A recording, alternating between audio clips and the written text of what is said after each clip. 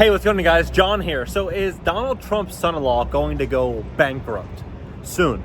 Because this is huge news and no one's really talking about this.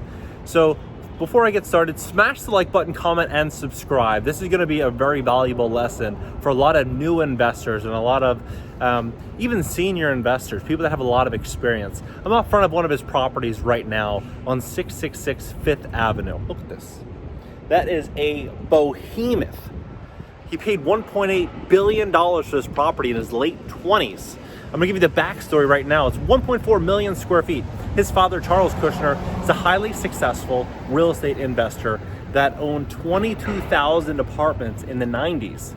He worth over $1 billion in the 90s. And as time progressed, so did the value of his assets. And then what ended up happening was Jared started steering the ship. In his late 20s, he bought a newspaper, and then he started really expanding real estate. He wanted to own a marquee property. He wanted a staple, a property in New York City where everyone knew who he was. And so he bought this property. Problem was, he bought it at the height of the market. This is 2006, early 2007. A year later, market crashed. Vacancy rates increased, carrying costs increased, losses got out of control, losing between $20 and $40 million per month. Think about that. How do you maintain those types of losses? You don't. It's only a matter of time before the ship goes down. So what he ended up doing was finding a partner, someone that he could sell a little equity to keep this ship afloat, because he needed to own this property. If he lost his property, that would tarnish their name, their brand, and what they stand for. So what he ended up doing was looking for outside offers. Fortunately for him, he ended up marrying Ivanka Trump in 2009. He met her in 2005, bought this property, as I mentioned, 2006, late 2006, early 2007. And as all this was happening, he was becoming closer and closer to Donald Trump. Once Donald Trump became president, he was then in a completely different ball game. Now he's almost too big to fail. Wouldn't matter if he paid $20 billion for this property. If billions of people know who you are and a lot of powerful people want something from you, they're going to trade their depreciating currency for favors. And that's ultimately what ended up happening.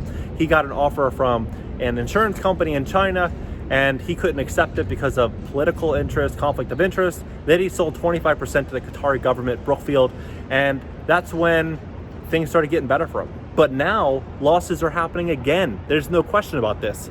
With this lockdown, a lot of businesses are deemed non-essential. Look at all these offices. A lot of them are going to now start trying to cut costs because they've been losing a ton of money with this lockdown. And so the losses are only going to keep piling up. Facebook, for example, they have 45,000 employees. They're looking to take 50% of them and have them work from home and not work in offices. So this is only going to be a trend that's going to continue. So that being said, it's very, very smart what Jared did. The real genius was not buying this property, although it's smart long-term to own a key property like this in this type of location. But the real genius was in leveraging relationships in people. And he did that in such a smart fashion that's going to ultimately protect him and his family for a very, very long time. So with all that said, take this into consideration when you are looking to invest in real estate. Is look at everything that's happening in your market. I mean, obviously I'm not a buyer for anything like this or anything near this caliber, but it's interesting in the lessons that you can learn in other people's successes and their failures, and see what they're going through and see if there's anything there that you can learn from. Because I'm learning a lot here in New York City. I've been here for a week and just traveling around the city, looking and learning and just seeing what all the successful people have done and what they're going through to accumulate their vast wealth. And this is just one of the many valuable lessons that I've learned. So please like, comment, and subscribe. Thanks so much for watching.